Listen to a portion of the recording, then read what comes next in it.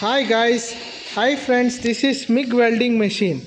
Now this is connecting machine, another part of it. It has connecting wire rod for welding purpose. So now let's on the machine. So the machine is been on. So here the thickness is 8 mm, 8 mm, 8 mm. So we have ampere as 0.8 and 19.5 volts. So here we can change as per the ampere. So here we are changing.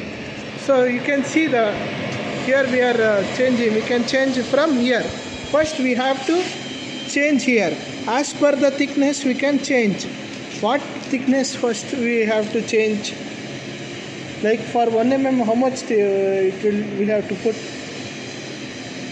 1 mm. So for 8 mm this much. For 8 mm we have to do settings for only this much. 1 mm ಆಗ್ಲಾ?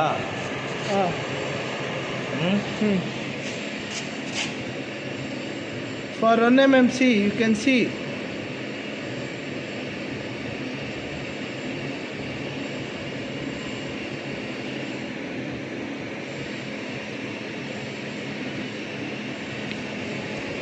You can see for 1 mm. For 1 mm, this much settings you need. Okay. For 1 mm, this much settings you need.